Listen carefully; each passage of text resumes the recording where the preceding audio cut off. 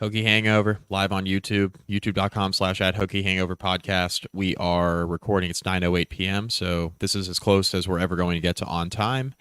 Virginia Tech 31, Stanford 7. And guys, we did it. We went across the country and won a football game. It's a victory pod. We did I it. literally texted you guys, and I was like, is there any chance we start on time tonight? And I got a yes from Mike McDaniel and I might be marginally late from Andrew Alex. And Mike was late, so it didn't really matter. I was 2 minutes late. 9:02 I sent the links. So Look, here we are. But my theory always is that I'll say whatever I have to say when I get up. Like I do believe, and there are people that do it, that are sitting, that are waiting to hear what Ricky LeBlue has to say about the game. And if they're here at 9, we should start as close to 9 as possible. So I'll wear it on this one. But you don't have to wear anything other than that beautiful Mets shirt. It was a tough one today. Tough one today. Good one yesterday. For anyone who watched the Mets game today, it was just back and forth. It was truly like, and I told Mike and Ricky this earlier, like, if I was a neutral, like, what a great baseball game. But unfortunately, in a game like that, to come out on the losing side is never necessarily fun. But they got home field advantage for the rest of the series. If you steal one in Philly, you got to feel relatively good about your chances for the series. Yes. If you had told me on Friday, you can take one in Philly, so 1-1, or chance it, I would have taken the 1-1. Yeah. Yeah. Bryce Harper needed to be put on a watch list after game 1, so I think it's a pretty good feeling if you're a Mets fan. Game 1, I know we're not even talking about Virginia Tech at this point, but Zach Wheeler had a masterful performance at game 1. So yeah. To be able to steal that game, it almost cancels out what happened today. And he threw a lot of pitches in that game. So yes, he did. It's a question. If the question becomes, the Mets win the next game, can they push Wheeler up early? The answer to that is probably not. But we are not a baseball podcast, so we will leave it at that. Other than my baseball season is over, so mine's been over. I'll say shout out to listener JB from Queens. He and I just going back and forth about this Mets stuff. I'm like, we're in this together, buddy. Loyal listener of the podcast, always in our mentions, sometimes in the comments. He's a loyal listener, has been for a while, so shout out JB. Virginia Tech 31, Stanford 7, guys. Hokies are 3-3, and I have very little to complain about tonight, so I think we're going to be nitpicking a lot of stuff, but it was 31-7. It was 14-0 at halftime.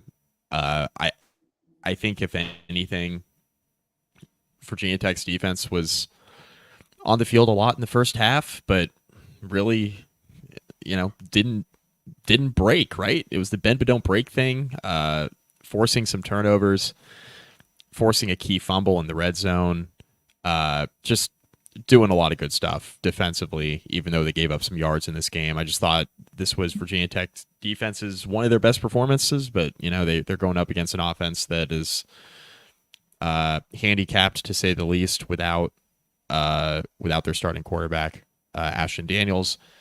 Justin Lamson was really, really bad for Stanford. Like, he was ass. I don't know how else to put it. He was really bad. Ashton Daniels, like we mentioned on the preview, is not a proficient passer, but I do think Stanford misses a lot in the running game without him. Lamson tried to provide that as best he could, but you are just losing something in the running game when Daniels is not in the lineup. I think Stanford really missed him here. They really struggled to get the running game going. To make matters worse for Stanford, Micah Ford, their star freshman running back, that didn't really play that great on Saturday. I thought Virginia Tech did a really nice job bottling him up. He got hurt late in this game, and his status moving forward is TBD, and Stanford's got a huge game against Notre Dame this coming Saturday, and they're probably not going to have Micah Ford because that looked really bad. It looked like his ankle, didn't put any weight on it after getting hurt in the fourth quarter in a game that was already well in hand for Virginia Tech, so that's no good. But, I was really pleased by the defense's performance. I guess I'd like to start there because a lot of yards given up, but a lot of plays were run too. Like, That's the thing. They were on the field a lot, and they limited explosives, which is a step in the right direction no matter what offense you play. One play over 20 yards in this game for Stanford, which Yeah. I think kind of underscored the whole point that friend of the pod and a personal friend of mine, Dave Scarangella, wrote in his column for this week at Dulles District, which if you haven't read that, go read it. This was a brilliantly boring game. Like this game was pretty boring for the average fan. Like not a ton happened in this one. I mean, Tech had a couple nice plays. Tech forced a couple turnovers, but you never felt like this game was like teetering on the brink of excitement. And I don't know if that's because the play on the field was particularly boring, which I think was the case, or if there were, 72 people in the stands in this game, which is, I think, a fair estimate, many of whom were Hokies. Definitely on the defensive side, they gave up way too many yards in the first half for my liking, but every time it mattered, Virginia Tech was able to get the stop that they needed one way or another, whether it was getting off the field on third down, the missed field goal on the first drive, forcing the fumble inside the 5 when Stanford looked like they were going to punch it in there. I mean, Stanford really owned the time of possession battle in this game, 11:55 just in the first quarter alone. They ended up winning the game by about 6 minutes in time of possession, but they really did keep the defense on the field for quite a bit, and it just seemed like they were able to move the ball, a few yards, but they were never able to sustain drives inside the red zone and put it in the end zone. Virginia Tech got what they needed when they needed it, whether it be one of the 5 sacks that they had, the 2 turnovers, one of which was the interception by Keontae Jenkins. All in all, a really solid defensive performance. And yes, we have to take into account that the Stanford offense is pretty bad. Even with Ashton Daniels, I don't think it would have been able to do a whole lot. But Ellick Ayamanor was essentially taken out of this game and didn't really do a whole lot. Stanford's running game was not particularly efficient. Lamson did a little bit on the ground, which I'm not sure I was expecting. But all in all, Stanford just didn't really pose much of a threat.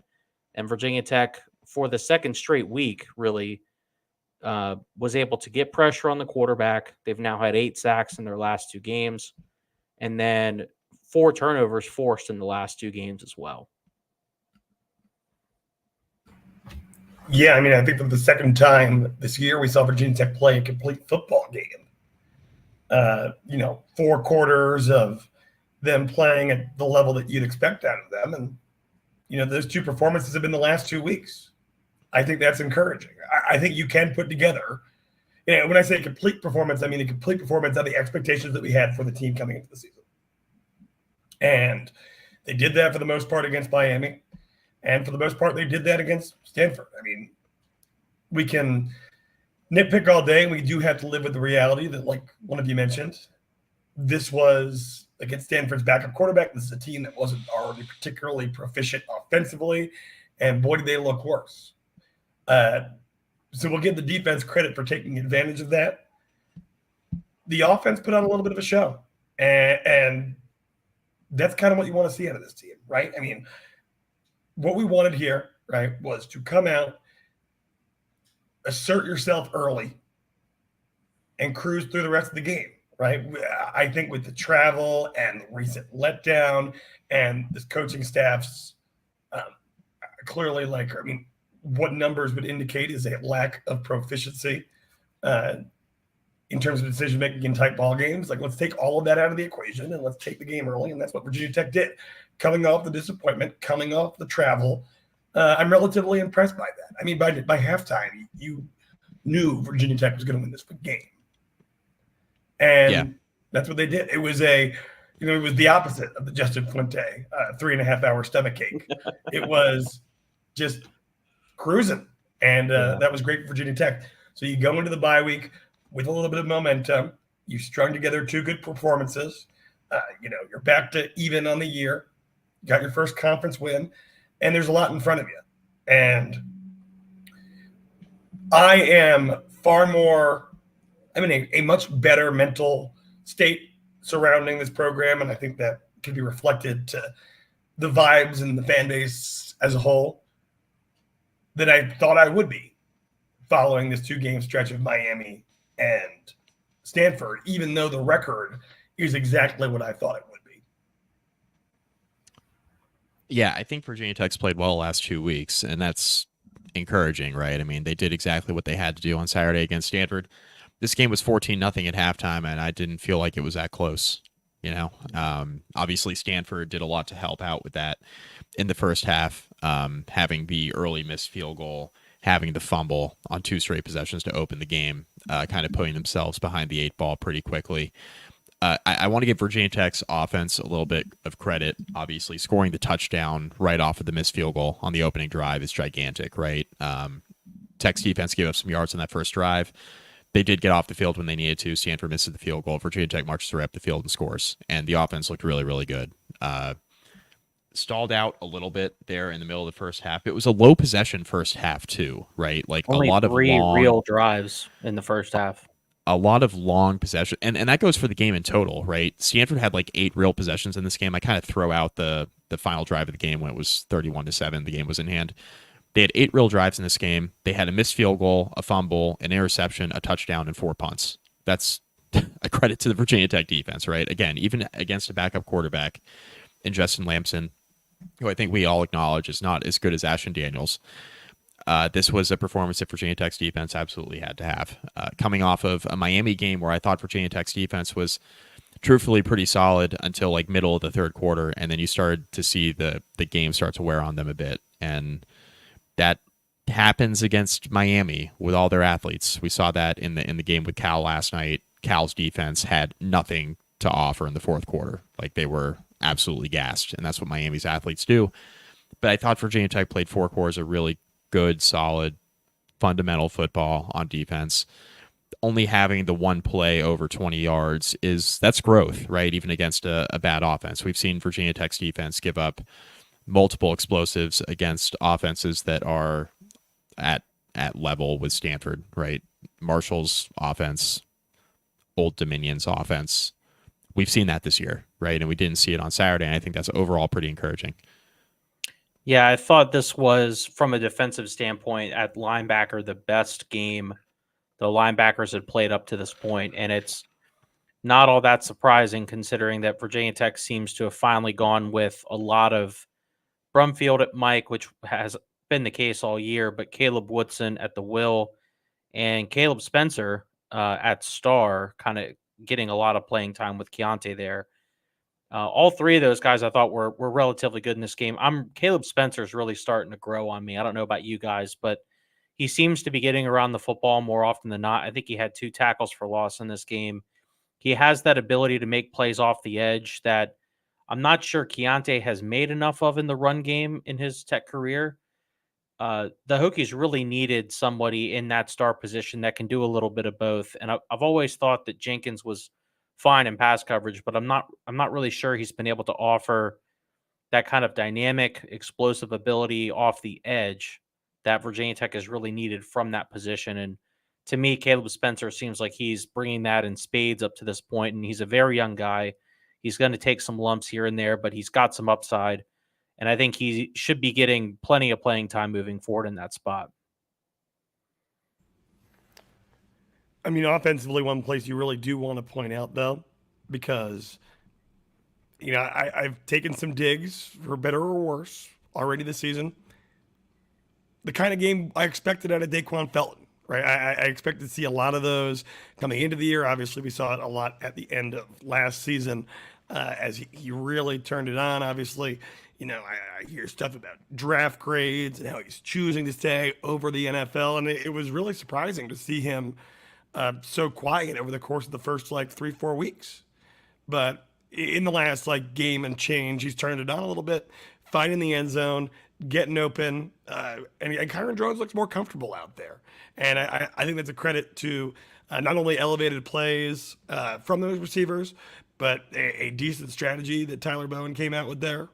The ability to do what this nice, cool new hat that the SWVA shop sent over my way, run the damn ball. And Tootin's going to set you up for the rest of the offense. And they did what they were supposed to do against a inferior opponent. but an opponent that has showed themselves in other matchups so far this year to be a little bit spicier than they were able to show against Virginia Tech. So, overall, I'm kind of with you guys. Like, we're a nitpicky podcast, and I don't have a ton to nitpick about this performance against Stanford. This was a best possible case scenario result for me. Tech wasn't overly efficient in the run game, which is something I would have liked to have seen a little bit more out of, but I'm really glad that they stuck with it and that they didn't get away from the run game in this one. They were able to run the ball just well enough to move the ball for most of the game, even though they didn't run it particularly well and they didn't really have a ton of big run plays. And Bashal Tootin only averaged something like 3.8 yards a carry, but I think they had 36 total rush attempts in this game, and that's the second straight week that they've had 32 or more. That's the kind of offense that this offense needs to be at this point. We don't need to see drones throwing it 30 times a game. That's not the way this offense is going to work. The last 2 weeks, the offense has been at its best, and both times it's been getting the ball into the hands of the running backs. And on one play in case Jalen Lane against Stanford, which was nice to see, getting him the ball in a reverse, and then letting Kyron pick his spots downfield. I think that that's the way forward. And for the last 2 weeks, that's what's worked. This is a good Stanford rushing defense. I think they were giving up less than 70 yards per game coming in. Now, obviously, adjust for opponent a little bit, but Virginia Tech eclipsed that mark in the first half. The big thing for me, Ricky, like you just mentioned, was sticking with it, right? Virginia Tech stuck with the running game. And I agree. I mean, this should be an offense that's like 65, 70% run and another 30, 35% pass. And that's essentially what they were on Saturday. They ran the ball 36 times, drones threw it 19 times. That's a pretty good mix, right? In a low possession game, you're skewing more heavily towards the run, even with Stanford's strength being stopping the run coming into the game. I thought Stanford's rushing defense was pretty good in this game. I thought they made things hard for Virginia Tech, but the Hokies stuck with it, right, and made enough explosive plays. Scheming Jalen Lane the ball in the running game was like that made a huge difference. I know it was early in the game. It set up the first touchdown drive, but it was good to see Tyler Bowen be like, all right, hey, look, let's get the ball in our playmakers' hands. Like, let's figure out how to do that early and often. They did that. The Tyler Bowen game script early in games has been going crazy lately. Like that, I'm pushing that agenda. The games, the scripted plays have been unreal the last couple of games, right? Like it's looked really good the last 2 weeks in particular. Yeah, and that's definitely looked better, but I think we've also got to give some credit to this offensive line that for the last 2 weeks seems to have played their best games, which, I mean, isn't shocking at all that it coincides with Virginia Tech's two best offensive performances, in my opinion. They're getting better play really from all five guys across. This unit is certainly flawed still, and I think we just have to kind of accept it at this point. That's what this unit is going to be. But this unit is much more comfortable when they're moving forward than when they're moving backwards. So continue to run the football. It's been working. Those guys have looked a lot better the last 2 weeks, even against, Mike, like you mentioned, a stout Stanford run defense, and then Miami, obviously, that has plenty of players on that side of the ball. Echoing what you're saying on the run game, Ricky, like this is when you have a flawed offensive line like this, you're going to get week-to-week results, right? Yeah. And the game plan is going to have a lot to do with that, right? Like if you can establish some things offensively, you can run an offense that really works around the comfort of a, shaky group at times, right? So you want to protect them and, of course, like run things offensively that don't necessarily rely on them winning every single matchup in the trenches because, frankly, this group isn't going to do that, right? But, just looking at PFF scores, and these are the preliminary early ones, and I don't think these are God's words here, but they're generally somewhat accurate at a minimum, and you're right. They had Caden Moore with one of his best games overall. They had Brody Meadows, who 26 snaps, played a very good game. Parker Clements, best performance of the season against a Power 5 team. Overall, I think when you look at the grades for everyone, that shows, right? And it felt like the most complete performance of the season on both ends, obviously. And you did it in a game that, I mean, Vegas only gave you 9, right? It's a Stanford team that went on the road and beat Syracuse, who's beaten top 25 teams. And that game's a whole different story that, we may or may not get into later. But yeah, I mean, just you walk away from that one proud of the group, and I think that was the perfect kind of performance to have heading into this bye week.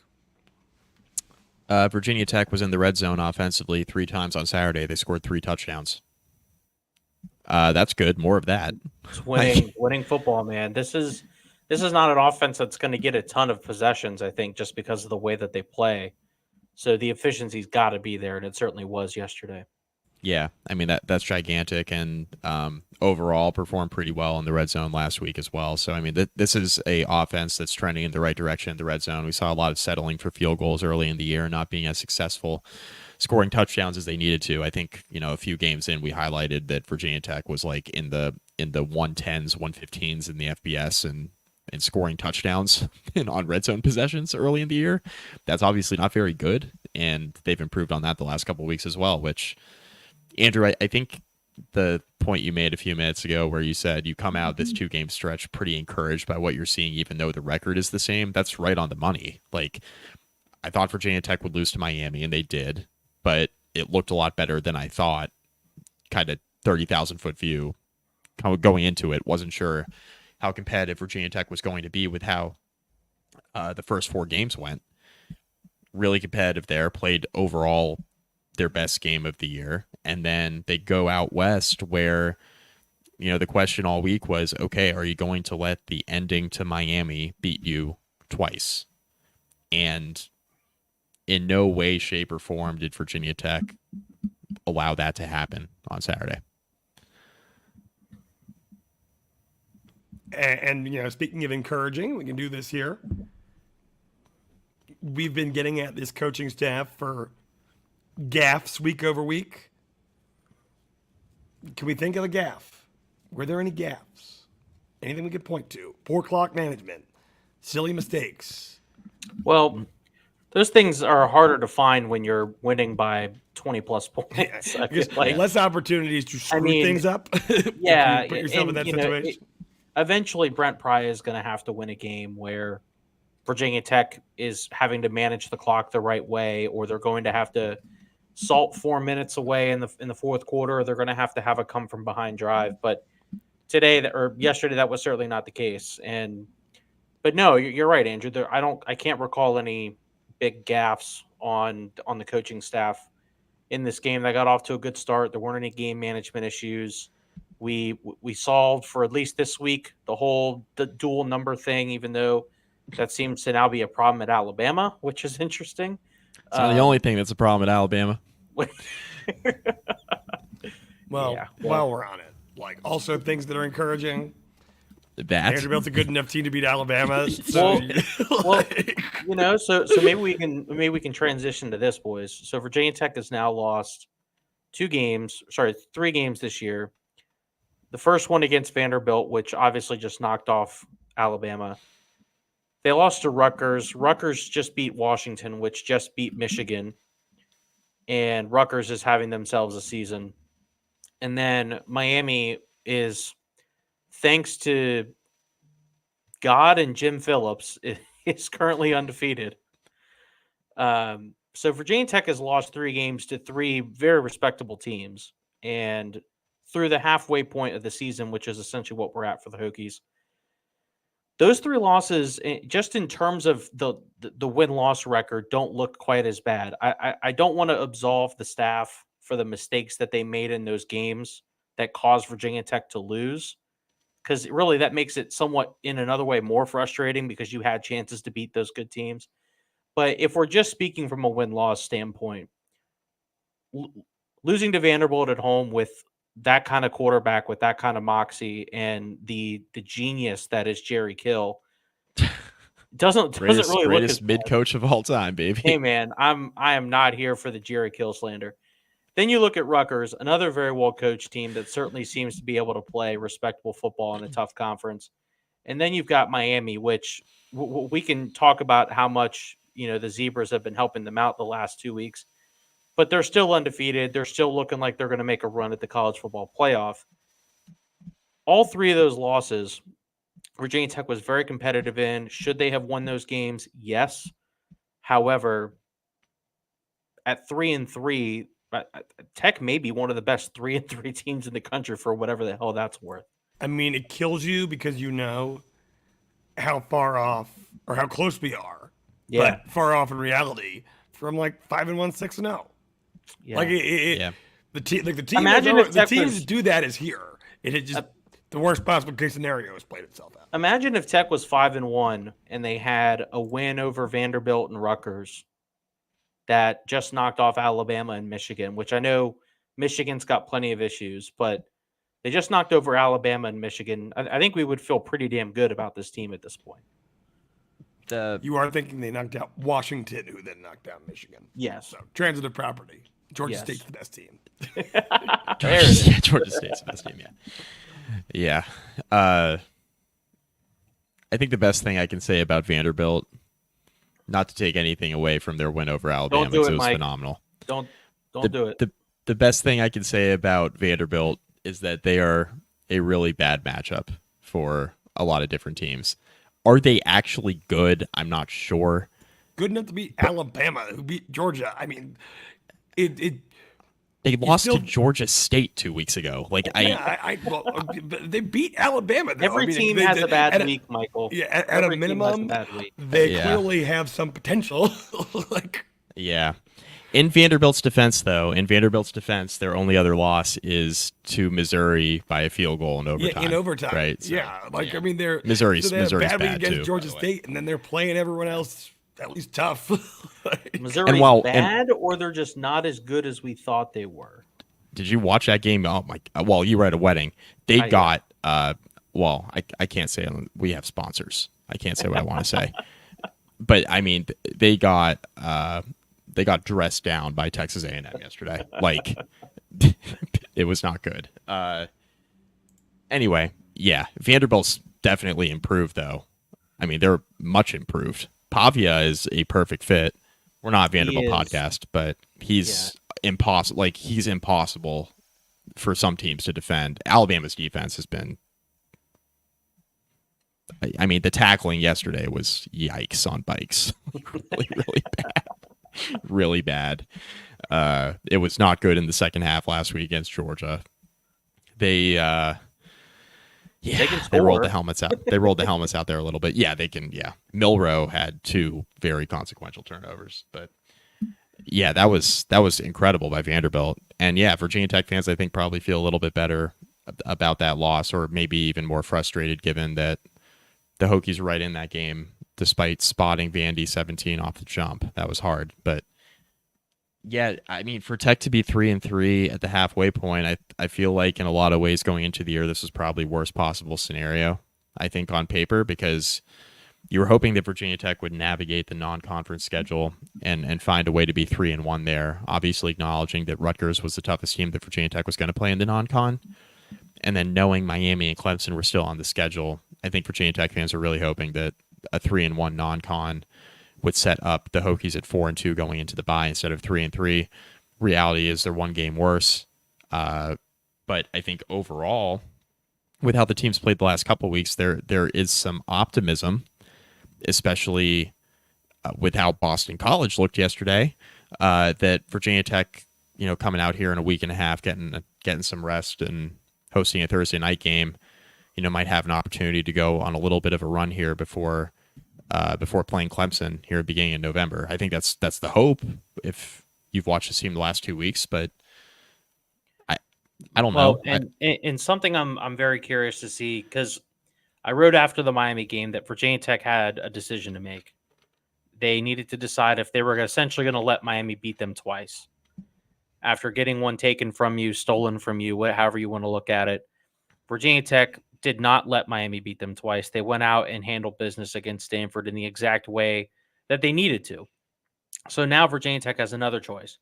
Can they maintain this momentum that they've developed over the last 2 weeks on both sides of the football, I might add, and maintain that over the next 12 days or something like that, where they're going to be out of their normal routine, but they're going to have to find a way to channel and bottle up this solid performance that they've had over the last 2 weeks. That's not easy. When you get guys out of routine, it's very easy to lose all of that momentum that you had.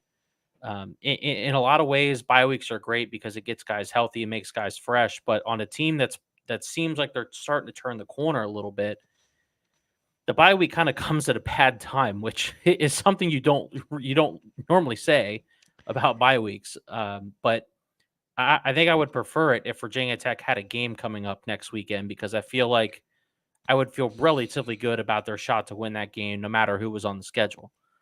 I wanted this bye before Miami or before Rutgers, and I guess on one hand I could be like, all right, well, like the guys who are banged up can get healthy, like Bashal Tootin, right, gets a bye week to get healthy. That's always going to be beneficial, no matter where this kind of falls on the schedule. But I'm in total agreement with you. I think this bye week comes at a pretty tough time for Virginia Tech, just like in totality when looking at the whole roster. Yes, guys are banged up, but with how Tech's looked the last 2 weeks, that's pretty tough to have this fall where it is, especially when the offense feels like starting to click a little bit. The defense is starting to play some good football here. I would like to play next week. I'm with you. I would definitely like to play next week. But yeah, I hated where the bye week fell when the schedule came out. I was like, man, we gotta play Rutgers and Miami, then fly across the country against Stanford before we get our bye week halfway through the year. Meanwhile, a bunch of teams are getting like September bye weeks, and we're not getting ours till the middle of October. That's kind of tough, and I feel that way now, actually going through it too. So go ahead and throw up that quick comment from Gregory Azar about PJ Prelo being on a boot on the sideline. I haven't seen anything about PJ Prelo, which is a shame, because I feel like he's got some really good potential as a kind of a change of pace back, given how athletic and fast he is. But I have not seen anything on him. Virginia Tech seems like they're mostly going with Tootin and Malachi Thomas, with Prelo getting very few carries here and there. One thing I will say about Bashal Tootin, which he should get credit for, because a lot of the times Malachi has come in for these pass pro situations and has, I think, done a pretty good job in pass pro at the running back spot. Bashal Tootin had a really good pass block on a third down play in this game, where he essentially took the blitzer out of play, and Kyron was able to get the ball downfield for a first down completion. Bashal Tootin really can do it all. I know that we've said this before on how good he is. He's going to be playing on Sundays. If they can keep him healthy and get him to the end of the season, he's got a good shot as anybody on this roster of getting drafted in April.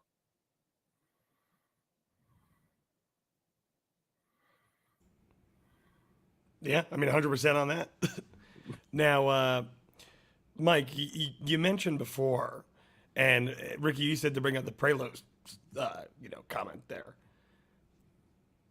I think Gregory Azar's first comment was also worth noting. I guess Mike threw that up there originally, so we can touch on it, though.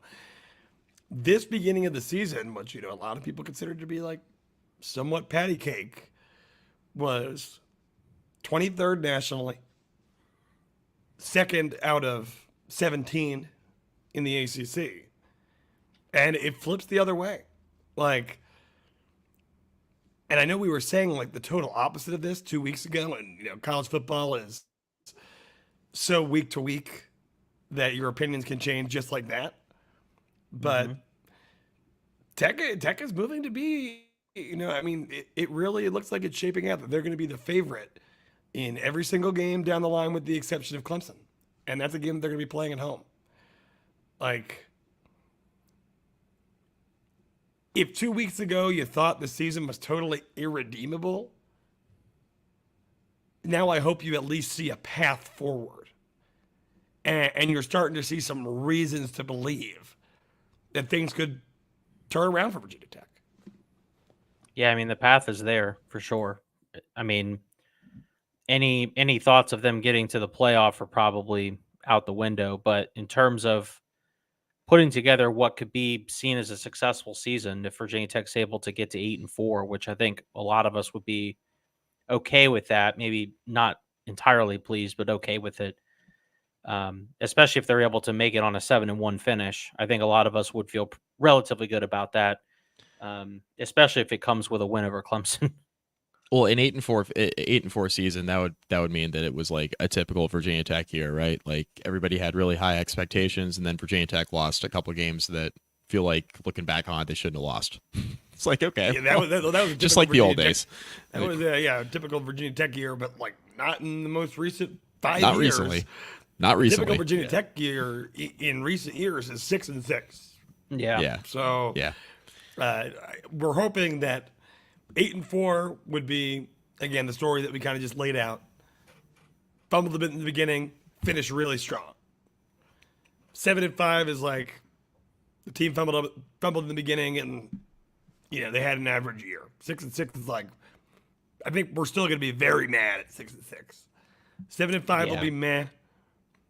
8-4 will be okay. Like, we shouldn't have lost to Vanderbilt in week 1. And so I mean, there's still the litany of possibilities, but we were talking about struggling to find a route to 6-6 like 15 days ago, and now looking at things, 6-6 feels like it would certainly be a failure, and that would mean things went far worse than I believe them to right now. Realistically, 7-5 is still probably the most likely outcome here, right? For being realist about it. I mean, you got 6 games left. We're not going to be favored against Clemson. We'll be favored, I think, in the other 5. Like, you're going to be favored. I mean, Virginia is playing good football right now, but you're going to be favored at home in the finale, I think, if you're still playing good football at that point. At Duke, you'll be favored because their offense is bad. You'll be favored there. At Syracuse, they look a lot different than they looked in early September. Played a really tough game at UNLV on Friday night, but the offense was interesting. I mean, they scored a lot of points, but if you watch that game and how that played out, that was iffy. Georgia Tech still trying to beat Duke last night. Still lacking really any sense of a quality win, because I like Duke. Mandy Diaz has done a fantastic job in year 1, but I don't think Duke is like a gigantic win. I think it's a good win that Georgia Tech needed to have, but I don't think it's like that's Georgia Tech's best win so far, I think. And then Boston College looked bad against Virginia yesterday. I know they led for a good bit of that game, but they looked bad on offense. Castellanos had one of the worst turnovers of the year so far, and Virginia ran all the way back for a touchdown. I still think with this team, if the Hokies play like they played the last 2 weeks, I think you can win at least 5 of the games and then be in the 6th against Clemson. If you play like you did the last 2 weeks. If you play like you did down in Miami against Clemson at home, which would be, I think I mentioned this on the podcast last week or a couple weeks back, Virginia Tech playing against Clemson like they did against Miami and being in that game in Blacksburg would be so gigantic for Brent Pry and the staff, because Virginia Tech has not been able to win a big game at home in a really, really long time. And more importantly, they haven't really been competitive in a big game like this at home in a really long time, if we're being honest about it. Yeah. So just being in that game would be a big deal, given how Clemson has looked since that Georgia loss in the opener.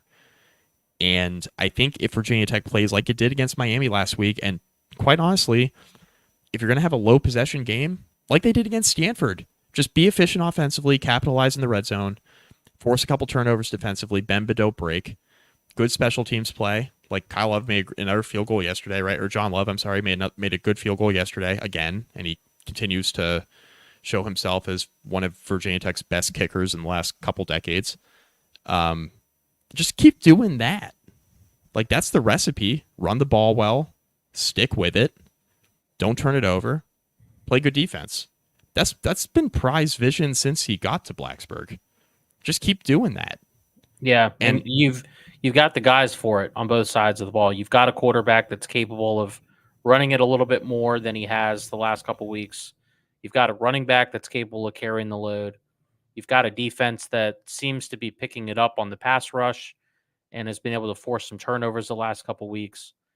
That's winning football, boys. That's exactly how this gets done. And I'm looking at the standings here. Tech's got 6 games remaining, and all 6 of those teams are technically ahead of Virginia Tech in the ACC standings or tied with them at 1-1.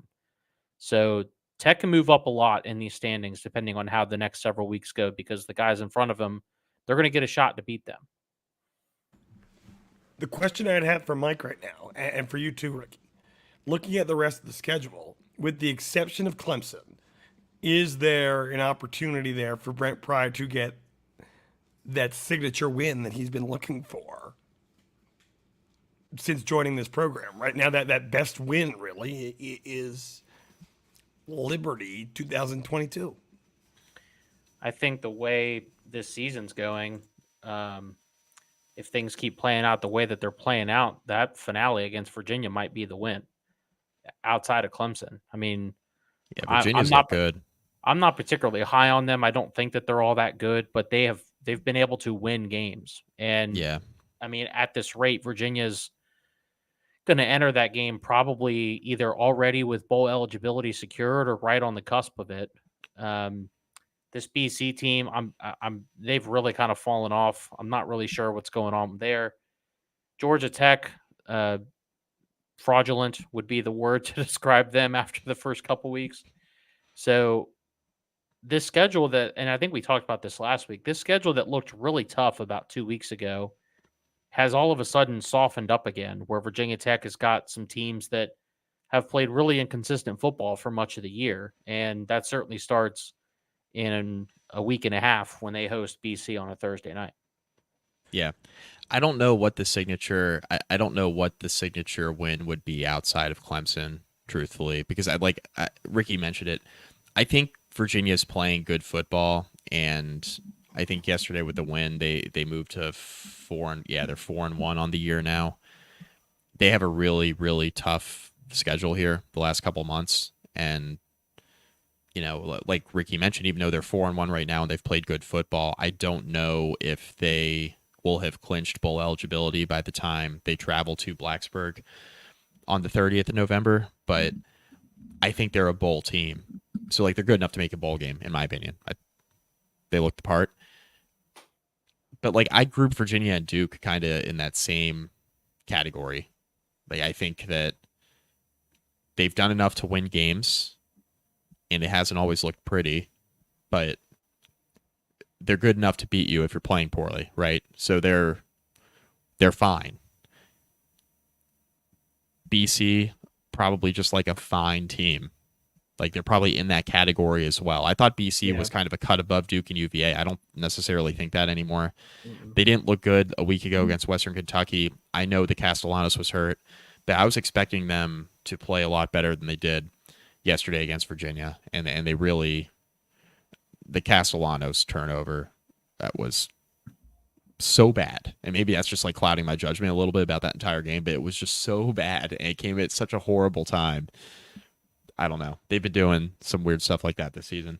And then Georgia Tech, I just don't, it's weird to get over halfway through your schedule, which is what Georgia Tech is now. They're over halfway through a schedule. They've played, they're 4-2. They had a bye week last week.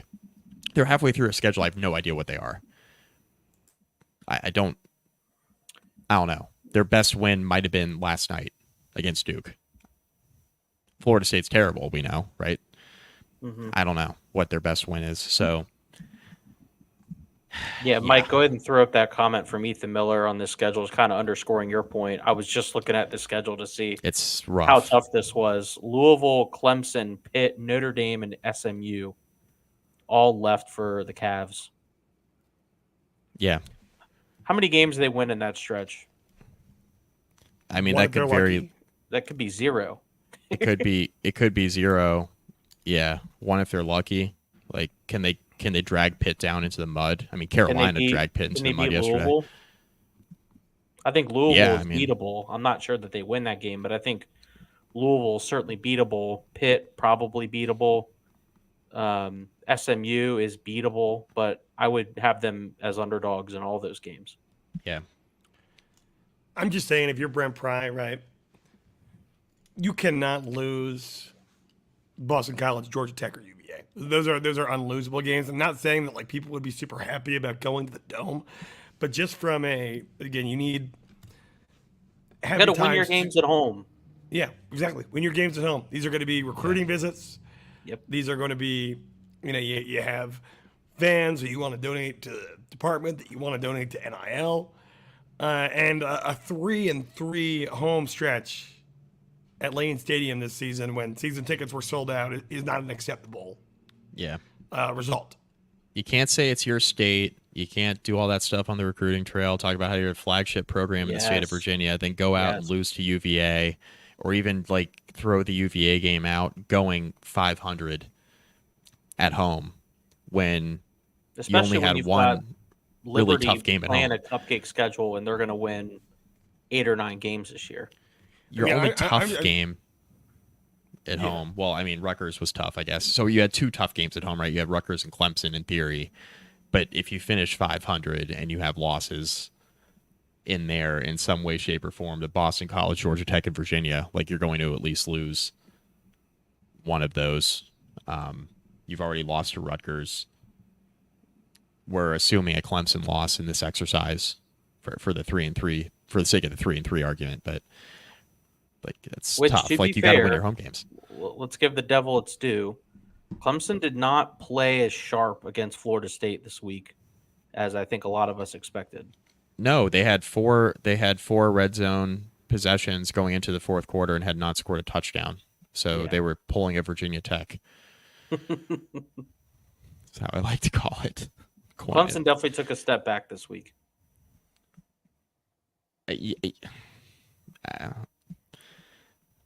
Yeah, maybe the defense. The defense looked good. Offense certainly was not as sharp, but I don't. Well, I'm sure the defense looked good against that FSU offense. Yeah, I mean they took out DJU and essentially got the same performance. Yeah, which explains a lot about why Norvell has not gone away from DJU and until his hand was forced. There it is. Brought that back out. Anything else? No, I feel okay. I mean, for 3-3, I feel okay after the last couple of weeks. How you guys Definitely feeling? glad you mentioned John Love. He's been pretty rock solid this year. His only miss was a blocked kick. Best kicker since who? I mean, I don't know. I feel like Brian Johnson was pretty efficient. We've had some. We haven't had a bad kicker in a long time. Yeah, I don't feel like the not a bad kickers kicker. have been not a bad an kicker. issue for God. I mean, it feels like Joey Sly kind of started a trend where Hokies kickers were at minimum good and at sometimes really good. Because they were at points where Joey Sly was really good and then other points where he was a little shaky. But it feels like the Hokies kickers have been relatively good over the last several years. You can tell I'm still reeling from that one, boys. I don't blame you, Rick. I don't know how to even come back from that. That was beautiful. It's a beautiful piece of podcasting. Can't believe I made that gaffe before 10 p.m. That shows you I'm getting old, boys. Hit 30 this year, and now all of a sudden I can't keep my team straight.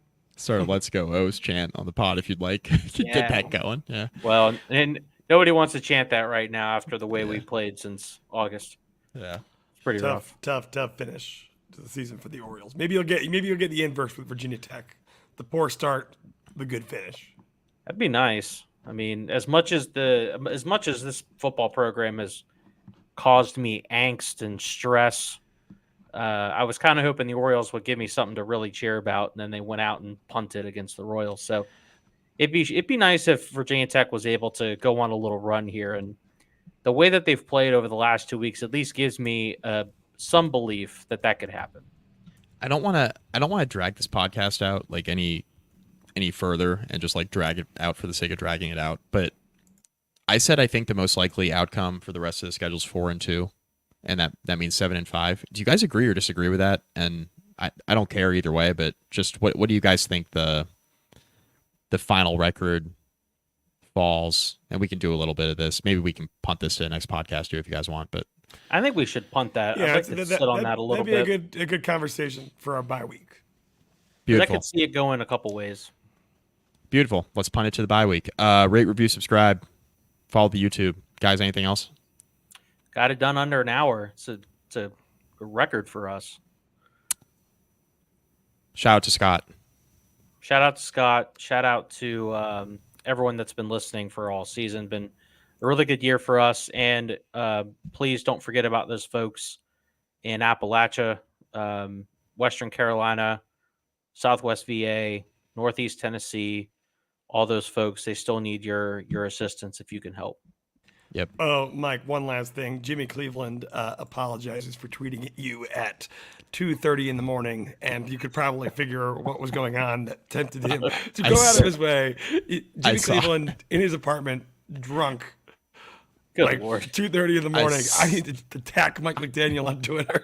So he said he's sorry, but he's not taking it down. I saw it. I did not see it on Saturday. I saw it today. I saw it this morning. What did he post? Something along the lines of defund Sports Illustrated, and then also made a comment about the 1-10 record. I was tweeting about the UNLV Syracuse game the night before, and he responded with, but it was a 1-score game, so we could throw it out if you're Syracuse or something like that, can't we, Mike? And Mike is going to be so happy when that number changes. I did not. As long as it's 2-10 and not 1-11.